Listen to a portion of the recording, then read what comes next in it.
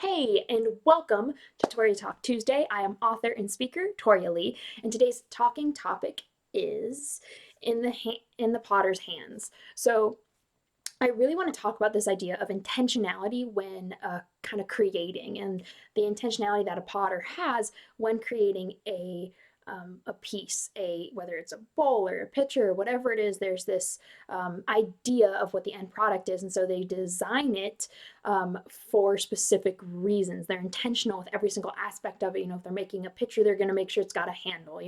When a bowl, not so much. It's going to be entirely different. And as a writer, it's the same thing. I'm very intentional with my stories. If I know, okay, this character is going to start here and I need them to end here, I have to do X, Y, and Z throughout the story in order to be intentional about leading them to that place. And I want to relate this to us as people.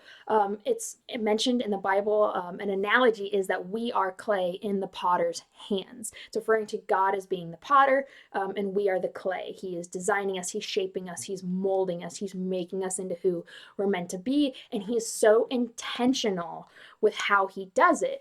And that's what I really want to get across with this video, is that not a single part of you is a mistake or a mess up or just an area where God's like, it's all right, we'll leave it. No, every single purpose is like, I'm going to do this because 20 years down the road, it's going to play out in this way. I need them to have this character trait.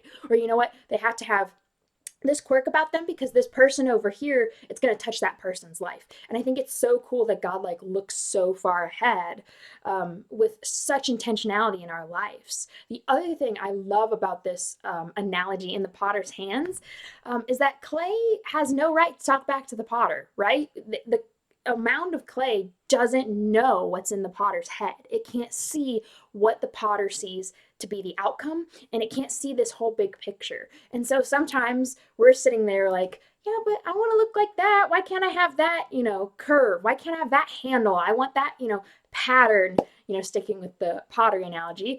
And God's like, but no, they have that handle. I need you to have this pattern because in your life it's needed. What I'm going to do with you, it's needed. I have to make you this way for a specific reason. Every single inch of your fiber of every being is designed with intentionality. And that's what I really want to get across in this, because there's things we don't like. There's quirks or traits. One for me, one of my insecurities, ever since I was younger, and it's kind of one way for a little bit, and then it kind of just reared its ugly head again for a little bit.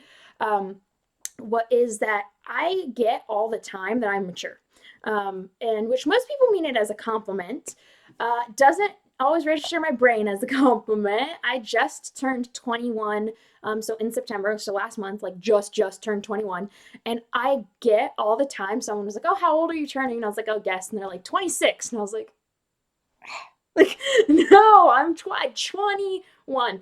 And I know a lot of people from the outside looking in would say, "Oh, but being mature is a good thing. I don't understand why you don't like it." Well, for me, it makes me feel a little bit of an outcast with kids my age. Not even things that they'll do necessarily, not them being mean to me. Just my mind is like, oh, but I'm so different than them in this way. I'm not the same. I'm different. I'm odd. I'm that odd one out.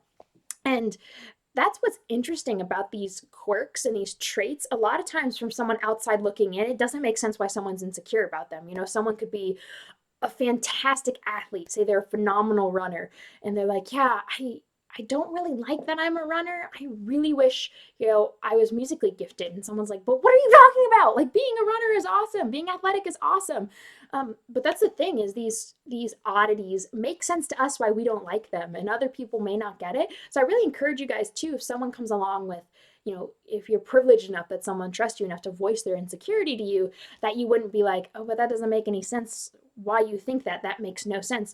Instead, be like, no, I understand how you feel that way, but God made you intentionally. And that's what I encourage you guys to take away too from this video, is whatever that trait is that you don't like, I know you have reasoning behind it, but God is going to use it for something. And sometimes we don't get to know why he gave us that trait or why he gave us that quirk, but sometimes we do. It's funny with this, being mature. Um, I, I used to hate it, but now in my life, not only knowing that God made me intentionally, so I'm going to trust his design for me as a person and trust his plan for my life, that it's needed for my plan, I can also see how it's been good, how it's benefited me. And so that's what I really encourage you guys is whatever the quirk, curve, trait, this thing that you don't like about yourself, walk boldly in it instead and say, what, I may not understand why I have it, I may not like it, but God does. God knows why he gave it to me. God was intentional with it. God was intentional with me. And I encourage you guys, walk boldly in that. Walk that out proudly, because you were made on purpose for a purpose. None of you's a mistake. None of you's a mess up. God was completely intentional when he made you.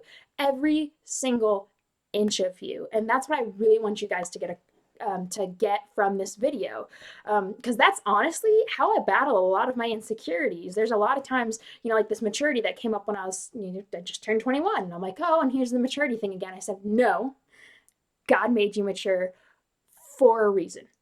I may not always see it, I may not always like it, but God did it for a reason. I'm going to trust that, and I'm going to walk boldly in that, And so I want you guys to be able to do the same. It's a great tool when you really grasp this concept of being clay in the potter's hands, that he knows better than we do, that he designed us specifically for reasons, for purposes. He was intentional with every single part of us. It gets easier to battle these insecurities. So that's what I really encourage you guys. Go find some of the verses yourself about being clay in the potter's hands. One of them, I'm going to read the verse reference so I don't get it wrong, is Isaiah 64:8. That's one of them. Go find it. Go look it up. Go read specifically from the Bible for yourself about God saying that we're clay in the potter's hands. So that is what I have for you guys today, is this idea of intentionality in your creation. So I hope this was encouraging. I hope you guys got some uplifting, content from this, and I will see you guys next week. Thank you so much for watching.